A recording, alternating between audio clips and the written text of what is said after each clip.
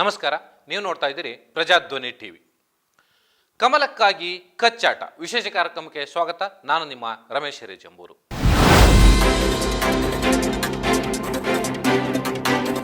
ಕರ್ನಾಟಕದಲ್ಲಿ ಅದ್ಯಾಕೋ ಬಿಜೆಪಿ ನಾಯಕರಲ್ಲಿ ಒಂದಕ್ಕೊಂದು ಹೊಂದಾಣಿಕೆ ಆಗ್ತಾ ಇಲ್ಲ ಅಂದ್ರೂ ಕೂಡ ತಪ್ಪಾಗಲಿಕ್ಕಿಲ್ಲ. ಒಂದ್ ಕಡೆಯಲ್ಲಿ ವಿಜೇಂದ್ರ ಅವರು ನಾನೇ ಮುಂದಿನ ಅವಧಿಯೂ ಕೂಡ ರಾಜ್ಯಾಧ್ಯಕ್ಷ ಹುದ್ದೆಯನ್ನು ಅಲಂಕರಿಸ್ತೀನಿ ಅನ್ನುವಂಥ ವಿಶ್ವಾಸ ಇದೆ. ಕೇಂದ್ರದ ವರಿಷ್ಠರು ಜೊತೆಗೆ ಹಿರಿಯ ನಾಯಕರು ನನಗೆ ಬೆಂಬಲವನ್ನು ಕೊಡ್ತಾರೆ, ಮತ್ತೊಂದು ಅವಕಾಶವನ್ನು ಕೊಡ್ತಾರೆ ಅಂತೇಳಿ ಪದೇ ಪದೇ ಹೇಳ್ತಾನೆ ಇದ್ದಾರೆ. ಬಿಜೆಪಿಯಲ್ಲಿ ತಾರಕಕ್ಕೇರಿದ ಭಿನ್ನರ ಸಮರ. ಕಮಲ ಪಾಳಯದಲ್ಲಿ ಕೆಸರೆರ ಚಾಟಕ್ಕೆ ಕೊನೆಯೇ ಇಲ್ಲ. ರಾಜ್ಯಾಧ್ಯಕ್ಷ ಹುದ್ದೆ ಮೇಲೆ ವಿವಿಧ ಬಣಗಳ ಕಣ್ಣು. ವಿಜಯೇಂದ್ರ ಮೇಲೆ ಮುಗಿಬಿದ್ದ ಲೀಡರ್ಸ್. ವಿಜಯೇಂದ್ರಗೆ ನೇರ ಸವಾಲು ಹಾಕಿದ ರಮೇಶ್ ಜಾರಕಿಹೊಳಿ ಯತ್ನಾಳ್. ಚುನಾವಣೆಯ ಮೂಲಕ ರಾಜ್ಯಾಧ್ಯಕ್ಷರ ಹುದ್ದೆ ಆಯ್ಕೆ ಎಂದ ಪ್ರಹ್ಲಾದ್ ಜೋಶಿ ಕೇಂದ್ರದ ಸಚಿವರಾಗಿದ್ದುಕೊಂಡು ಕರ್ನಾಟಕದ ನಾಯಕರಾಗಿದ್ದುಕೊಂಡು ಹೇಳಿರ್ತಕ್ಕಂಥ ಮಾತು ವಿಜೇಂದ್ರ ಅವರಲ್ಲಿ ಒಂದು ರೀತಿಯ ಹೊಸ ಆತಂಕವನ್ನು ಹುಟ್ಟುಹಾಕುತ್ತಾ ಅನ್ನುವಂಥ ಅನುಮಾನಗಳು ಕಾಡ್ತಾ ಇದ್ದಾವೆ. ಪ್ರಹ್ಲಾದ್ ಜೋಶಿ ಅವರು ಹೇಳೋ ಪ್ರಕಾರ ಬಿಜೆಪಿಯ ರಾಜ್ಯಾಧ್ಯಕ್ಷ ಹುದ್ದೆಗೆ ಆಂತರಿಕ ಚುನಾವಣೆ ನಡೆಯುತ್ತೆ. ಚುನಾವಣೆಯ ಮೂಲಕವೇ ಮುಂದಿನ ರಾಜ್ಯಾಧ್ಯಕ್ಷರು ಯಾರು ಆಗ್ತಾರೆ ಅನ್ನುವಂಥದ್ದನ್ನ ನಿರ್ಧಾರ ಮಾಡುತ್ತೆ ಪಕ್ಷ ಅನ್ನುವಂಥ ಮಾತನ್ನ ಹೇಳ್ತಾರೆ. ಒಂದ್ ಕಡೆಯಲ್ಲಿ ರಮೇಶ್ ಜಾರಕಿಹೊಳಿ, ಇನ್ನೊಂದು ಕಡೆಯಲ್ಲಿ ಬಸವನಗೌಡ ಪಾಟೀಲ್ ಯತ್ನಾಳ್, ಇವರಿಬ್ಬರು ಕೂಡ ಪದೇ ಪದೇ ಮತ್ತೆ ಈಗ ವಿಜೇಂದ್ರ ಅವರ ಮೇಲೆ ಮುಗಿಬೀಳಲಿಕ್ಕೆ ಶುರು ಮಾಡಿದ್ದಾರೆ. ಜೊತೆಗೆ ರಮೇಶ್ ಜಾರಕಿಹೊಳಿ ಇನ್ನೂ ಒಂದು ಹೆಜ್ಜೆ ಮುಂದೆ ಹೋಗಿ ವಿಜೇಂದ್ರ ರಾಜಕೀಯದಲ್ಲಿ ಇನ್ನೂ ಕೂಡ ಬಚ್ಚ ಅನ್ನುವಂಥ ಮಾತನ್ನ ಹೇಳಿದ್ದಾರೆ. ವಿಜೇಂದ್ರ ಅವರು ಕೆಲ ದಿನಗಳ ಹಿಂದೆ ರಮೇಶ್ ಜಾರಕಿಹೊಳಿಗೆ ಒಂದು ಕೌಂಟರ್ನ ಕೊಟ್ಟಿದ್ರು. ಕರ್ನಾಟಕದಲ್ಲಿ ಪದೇ ಪದೇ ರಮೇಶ್ ಜಾರಕಿಹೊಳಿ ಇದೇ ರೀತಿ ಮಾತನಾಡ್ತಾ ಹೋದ್ರೆ ಸಾರ್ವಜನಿಕವಾಗಿ ಹೊರಗಡೆ ಓಡಾಡೋದು ಕಷ್ಟ ಆಗುತ್ತೆ ಅನ್ನುವಂಥ ಮಾತುಗಳನ್ನ ಹೇಳಿದ್ರು. ಅದಕ್ಕೆ ಕೌಂಟರ್ ಕೊಡ್ತಾನೆ ರಮೇಶ್ ಜಾರಕಿಹೊಳಿ, ಕೇವಲ ನಾನು ಕರ್ನಾಟಕದಲ್ಲಿ ಮಾತ್ರ ಅಲ್ಲ, ನಿನ್ನ ಕ್ಷೇತ್ರ ಶಿಕಾರಿಪುರಕ್ಕೂ ಬರ್ತೀನಿ, ನೀನೇ ದಿನಾಂಕವನ್ನ ನಿಗದಿ ಮಾಡು, ಆದರೆ ಅಲ್ಲೇ ನಾನು ಪ್ರವಾಸ ಮಾಡ್ತೀನಿ ಅನ್ನುವಂಥ ಮಾತುಗಳನ್ನು ಹೇಳ್ತಿದ್ದಾರೆ. ಯತ್ನಾಳ್ ಅವರು ನೇರವಾಗಿ ವಿಜೇಂದ್ರ ಅವರು ಇನ್ನೂ ಕೂಡ ಎಳಸು ಪಕ್ಷವನ್ನ ಒಟ್ಟುಗೂಡಿಸಿಕೊಂಡು ಪಕ್ಷ ಕಟ್ಟುವಂತ ಕೆಲಸ ಮಾಡಲಿಕ್ಕೆ ಸಾಧ್ಯ ಆಗ್ತಾ ಇಲ್ಲ. ಹಾಗಾಗಿ ಈ ಬಾರಿ ಮುಂದಿನ ದಿನಗಳಲ್ಲಿ ಮತ್ತೆ ಹೊಸ ಅಧ್ಯಕ್ಷರು ಬಂದೇ ಬರ್ತಾರೆ. ವಿಜೇಂದ್ರ ಯಾವ ಕಾರಣಕ್ಕೂ ರಾಜ್ಯಾಧ್ಯಕ್ಷ ಹುದ್ದೆಯನ್ನ ಅಲಂಕರಿಸೋದಿಲ್ಲ ಅನ್ನುವಂಥ ಮಾತುಗಳನ್ನ ಹೇಳ್ತಾರೆ. ಟಾರ್ಗೆಟ್ ಮಾಡೋರ ಬಗ್ಗೆ ನಾನು ತಲೆ ಕೆಡಿಸ್ಕೊಳಕ್ ಹೋಗೋದಿಲ್ಲ. ಅದು ಯತ್ನಾಳ್ ಇರ್ಬೋದು, ಯಾರೇ ಇರ್ಬೋದು, ನಾ ಇದ್ರ ಬಗ್ಗೆ ತಲೆ ಕೆಡಿಸ್ಕೊಳ್ಳೋದಿಲ್ಲ. ನಾನು ರಾಜ್ಯದ ಅಧ್ಯಕ್ಷನಾಗಿ ಕೆಲಸ ಮಾಡಬೇಕು ಅಂತೇಳಿ ಬಂದಿದ್ದೇನೆ, ಕೆಲಸ ಮಾಡ್ತಾ ಇದ್ದೇನೆ. ಕೆಲಸ ಇಲ್ಲದೆ ಮಾತನಾಡೋದ್ರ ಬಗ್ಗೆ ನಾನು ಹೇಳಿಕೆ ಕೊಡೋದಕ್ಕೆ ಹೋಗೋದಿಲ್ಲ. ಅವ್ರಿಗೆ ದೇವ್ರು ಒಳ್ಳೇದು ಮಾಡಲಿ ಅಂತ ನೆನ್ನೆನೂ ಕೂಡ ಹೇಳಿದ್ದೇನೆ, ಇವತ್ತು ಕೂಡ ಹೇಳಿದ್ದೇನೆ. ನಾಳೆ ದಿನ ನಮ್ಮ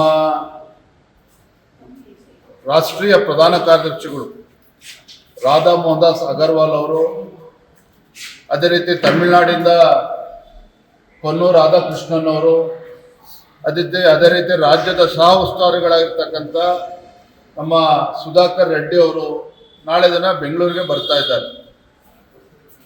ಮಧ್ಯಾಹ್ನ 3 ಗಂಟೆಗೆ ಜಗನ್ನಾಥ್ ಭವನದಲ್ಲಿ ನಮ್ಮ ಚುನಾಯಿತ ಪ್ರತಿನಿಧಿಗಳು, ಶಾಸಕರು, ಸಂಸದರು, ಅದೇ ರೀತಿ ವಿಧಾನ ಪರಿಷತ್ ಸದಸ್ಯರು, ಇವರ ಸಭೆಯನ್ನು ನಾಳೆ ಮಧ್ಯಾಹ್ನ 3 ಗಂಟೆಗೆ ಈಗಾಗಲೇ ನಿಶ್ಚಯ ಆಗಿದೆ. ಅಲ್ಲಿ ಅವರೆಲ್ಲರ ಅಭಿಪ್ರಾಯಗಳನ್ನ, ಬೇರೆ ಇತರ ವಿಚಾರಗಳನ್ನ, ರಾಜ್ಯ ಸಂಘಟನೆ ಬಗ್ಗೆ ಚರ್ಚೆ ಮಾಡ್ತಾರೆ. ಸೊ ಎಲ್ಲ ವಿಚಾರಗಳನ್ನ ನೋಡೋದಾದ್ರೆ ಎಲ್ಲ ಒಂದ್ ಕಡೆಗೆ ಬಿಜೆಪಿ, ನಾವೀಗಾಗಲೇ ಪ್ರಜಾಧ್ವನಿ ಹಿಂದಿನ ಹಲವಾರು ಕಾರ್ಯಕ್ರಮಗಳಲ್ಲಿ ಹೇಳಿದ ಹಾಗೆ ಬಿಜೆಪಿ ಈಗ ಮನೆಯೊಂದು 3 ಬಾಗಿಲು ಅನ್ನೋ ರೀತಿ ಆಗಿದೆ. ಆದ್ರೆ ಕಮಲದ ಗದ್ದುಗೆಗೆ ಈಗಾಗಲೇ ಸಾಕಷ್ಟು ಕಚ್ಚಾಟ ಶುರುವಾಗಿರುವಂಥದ್ದು. ಒಂದ್ ಕಡೆಯಲ್ಲಿ ಯತ್ನಾಳ್ ಟೀಮ್, ಮತ್ತೊಂದು ಕಡೆಯಲ್ಲಿ ವಿಜೇಂದ್ರ ಟೀಮ್. ಇದರ ಮಧ್ಯದಲ್ಲಿ ಇರತಕ್ಕಂಥ ಕಾರ್ಯಕರ್ತರ ಪರಿಸ್ಥಿತಿ ಅಯೋಮಯ ಆಗಿ ಹೋಗಿದೆ. ಹೇಗಾದ್ರೂ ಮಾಡಿ ರಾಜ್ಯಾಧ್ಯಕ್ಷ ಹುದ್ದೆಯಲ್ಲಿ ನಾನೇ ಮುಂದುವರಿಬೇಕು ಅಂತ ಹೇಳಿ ವಿಜೇಂದ್ರ ಅವರು ಇಡೀ ರಾಜ್ಯಾದ್ಯಂತ ಪ್ರವಾಸವನ್ನ ಮಾಡ್ತಿದ್ದಾರೆ. ಜೊತೆಗೆ ಯಡಿಯೂರಪ್ಪನವರು ಕೂಡ ಅವರಿಗೆ ಸಾಥನ್ನ ಕೊಡ್ತಾ ಇದ್ದಾರೆ. ಯಾಕೆಂದ್ರೆ ಮಗನ ಒಂದು ಉತ್ಸಾಹಕ್ಕೆ ನಾನು ಒಂದು ಪ್ರೋತ್ಸಾಹವನ್ನು ಕೊಡಲೇಬೇಕು, ಹಾಗಾಗಿ ನಾನು ಇಡೀ ರಾಜ್ಯಾದ್ಯಂತ ನಾನು ಕೂಡ ಹೋರಾಟವನ್ನು ಮಾಡ್ತೀನಿ, ಜೊತೆಗೆ ಓಡಾಡ್ತೀನಿ ಅನ್ನೋಂಥ ಮಾತುಗಳನ್ನ ಹೇಳ್ತಿದ್ದಾರೆ. ಆದರೆ ಯಡಿಯೂರಪ್ಪನವರು ಓಡಾಡ್ತಿರೋದೇ ಮಗನಿಗೆ ಅಧಿಕಾರ ಕೊಡಿಸ್ಲಿಕ್ಕೆ ಹೊರತು ಪಕ್ಷವನ್ನ ಸಂಘಟಿಸುವಂಥ ಉದ್ದೇಶ ಇಲ್ಲ ಅನ್ನುವಂಥದ್ದು ಯತ್ನಾಳ್ ಹಾಗೂ ರಮೇಶ್ ಜಾರಕಿಹೊಳಿ ನೇತೃತ್ವದ ಟೀಮಿನ ಒಂದು ಅವರ ಆಲೋಚನೆ. ಆದರೆ ಇದರ ಮಧ್ಯದಲ್ಲಿ ಯಡಿಯೂರಪ್ಪನವರಿಗೆ ಸರಿಸಾಟಿಯಾಗಿ ಶಿವಮೊಗ್ಗದಿಂದಲೇ ಹೇಗಾದರೂ ಮಾಡಿ ಕುಮಾರ್ ಬಂಗಾರಪ್ಪನವರನ್ನ ಮುಂದಿನ ಚುನಾವಣೆಯಲ್ಲಿ ಅಖಾಡಕ್ಕೆ ಇಳಿಸಿ ಅವರನ್ನ ರಾಜ್ಯಾಧ್ಯಕ್ಷ ಹುದ್ದೆಗೆ ಅಲಂಕರಿಸುವ ರೀತಿಯಲ್ಲಿ ಮಾಡಬೇಕು. ಇಲ್ಲದೆ ಹೋದರೆ ನಾನೇ ಅಖಾಡಕ್ಕೆ ಇಳಿತೀನಿ ಅಂತ ಹೇಳಿ ಒಂದು ಕಡೆಯಲ್ಲಿ ಯತ್ನಾಳು, ಮತ್ತೊಂದು ಕಡೆಯಲ್ಲಿ ರಮೇಶ್ ಜಾರಕಿಹೊಳಿ ಇಬ್ಬರು ಕೂಡ ಟೊಂಕ ಕಟ್ಟಿ ನಿಂತಿದ್ದಾರೆ. ಆದರೆ ಈ ಬಣ ರಾಜಕೀಯದ ಒಂದು ಬೆಂಕಿಯಲ್ಲಿ ಇಡೀ ಕಮಲ ಇವತ್ತು ಸುಟ್ಟು ಹೋಗ್ತಿದೆಯಾ ಅನ್ನುವಂಥ ಅನುಮಾನಗಳು ಕಾಡ್ತಾ ಇದ್ದಾವೆ. ಕರ್ನಾಟಕದಲ್ಲಿ ಕಾಂಗ್ರೆಸ್ ಪಕ್ಷವನ್ನ ಕಟ್ಟಿ ಹಾಕಲಿಕ್ಕೆ ಸಾಕಷ್ಟು ದಿನೇ ದಿನೇ ಹೊಸ ಹೊಸ ಅಸ್ತ್ರಗಳು ಸಿಗ್ತಾ ಇದ್ದಾವೆ. ಮೂಢ ಹಗರಣವನ್ನು ಕೂಡ ತಾರ್ಕಿಕ ಅಂತ್ಯಕ್ಕೆ ಬಿಜೆಪಿ ತೆಗೆದುಕೊಂಡು ಹೋಗಲಿಲ್ಲ. ಜೊತೆಗೆ ಈ ಹಿಂದೆ ನಡೆದಂಥ ಬೇರೆ ಬೇರೆ ಪ್ರಕರಣಗಳನ್ನು ಕೂಡ ತಾರ್ಕಿಕ ಅಂತ್ಯಕ್ಕೆ ತೆಗೆದುಕೊಂಡು ಹೋಗಲಿಕ್ಕೆ ಸಾಧ್ಯ ಆಗಲಿಲ್ಲ. ಆದರೆ ವಕ್ಫ್ ಹಗರಣದಲ್ಲಿ ಇಡೀ ಕರ್ನಾಟಕದಲ್ಲಿ ಒಂದು ಸ್ಟ್ಯಾಟಿಸ್ಟಿಕ್ಸ್ ಅನ್ನ ರೆಡಿ ಮಾಡಿ ಕೇಂದ್ರದ ನಾಯಕರಿಗೆ ಕೊಟ್ಟು ಅಲ್ಲಿ ಶಹಬಾಜ್ ಗಿರಿಯನ್ನ ಪಡೆದಿದ್ದು ಯತ್ನಾಳ್ ಟೀಮ್ ಅಂದ್ರೂ ಕೂಡ ತಪ್ಪಾಗ್ಲಿಕ್ಕಿಲ್ಲ. ಆದರೆ ಈ ಆಂತರಿಕ ಚುನಾವಣೆ ಒಂದು ವೇಳೆ ನಡೆದಿದ್ದೇ ಆದರೆ ನಿಜಕ್ಕೂ ಯತ್ನಾಳ್ ಟೀಮ್ನಿಂದ ಅಧ್ಯಕ್ಷರ ಗಾದಿಗೆ ಯಾರು ಪೈಪೋಟಿಯನ್ನು ನಡೆಸ್ತಾರೆ ಅನ್ನುವಂಥದ್ದು ತೀವ್ರ ಕುತೂಹಲವನ್ನು ಕೆರಳಿಸ್ತಾರೆ ಅನ್ನುವಂಥದ್ದು. ಕುಮಾರ್ ಬಂಗಾರಪ್ಪನವರು ಈಗಾಗಲೇ ರಾಜ್ಯಾಧ್ಯಕ್ಷ ಹುದ್ದೆಗೆ ನಾನು ರೆಡಿ ಅನ್ನುವಂಥ ಮಾತನ್ನು ಕೂಡ ಹೇಳ್ತಾನೆ ಇದ್ದಾರೆ.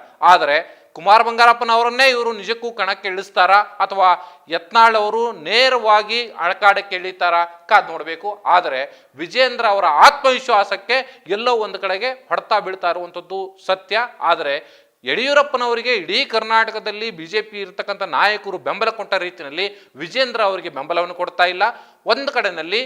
ಮತ್ತೊಂದು ಕಡೆಯಲ್ಲಿ ವಿಜೇಂದ್ರ ಅವರು ಕೂಡ ಪಕ್ಷದಲ್ಲಿ ಇರತಕ್ಕಂಥ ಎಲ್ಲ ನಾಯಕರು ಕೂಡ ಒಟ್ಟುಗೂಡಿಸಿಕೊಂಡು ಹೋಗುವಂತಹ ಕೆಲಸವನ್ನ ಮಾಡ್ತಾ ಇಲ್ಲ. ಸೊ ಈ ಕಾರಣಕ್ಕಾಗಿ ಬಿಜೆಪಿ ಈಗ ಒಂದು ರೀತಿ ಒಡೆದ ಮನೆಯಾಗಿದೆ. ಆದರೆ ಯಡಿಯೂರಪ್ಪನವರ ಪುತ್ರ ವಿಜೇಂದ್ರ ಅವರನ್ನ ಮುಂದಿನ ಅವಧಿಗೆ ಯಾವುದೇ ಕಾರಣಕ್ಕೂ ಕೂಡ ರಾಜ್ಯಾಧ್ಯಕ್ಷ ಹುದ್ದೆಯನ್ನ ಅಲಂಕರಿಸಲಿಕ್ಕೆ ಅವಕಾಶ ಕೊಡಬಾರದು ಅನ್ನುವಂಥ ಒಂದು ದಿಟ್ಟ ನಿಲುವಿಗೆ ಬಿಜೆಪಿಯಲ್ಲಿ ಇರತಕ್ಕಂಥ ಯತ್ನಾಳ್ ಹಾಗೂ ರಮೇಶ್ ಜಾರಕಿಹೊಳಿ ಅವರ ಟೀಮ್ ಬಹಳ ಸಜ್ಜಾಗಿ ನಿಂತಿದೆ. ಆದರೆ ಇಲ್ಲಿ ನಿಜಕ್ಕೂ ಯಡಿಯೂರಪ್ಪನವರು ಪಟ್ಟು ಹಿಡಿದು ಮಗನಿಗೆ ಅಧ್ಯಕ್ಷ ಗಾದಿಯನ್ನ ಕೊಡಿಸ್ತಾರಾ ಅಥವಾ ನಿಜಕ್ಕೂ ಈ ಯತ್ನಾಳ್ ಟೀಮೇ ಒಂದು ತನ್ನ ಪ್ರಾಬಲ್ಯವನ್ನು ಮೆರೆದು ತಮ್ಮ ಪಾಳೆಯದಲ್ಲಿ ಇರತಕ್ಕಂಥ ಯಾರಾದರೂ ಒಬ್ಬರು ನಾಯಕರು ಈ ಬಿಜೆಪಿ ರಾಜ್ಯಾಧ್ಯಕ್ಷ ಹುದ್ದೆಯನ್ನ ಅಲಂಕರಿಸ್ತಾರ ಅನ್ನೋದನ್ನ ಕಾದು ನೋಡಬೇಕಾಗಿದೆ. ಇದು ಈ ಹೊತ್ತಿನ ವಿಶೇಷ. ನಮಸ್ಕಾರ.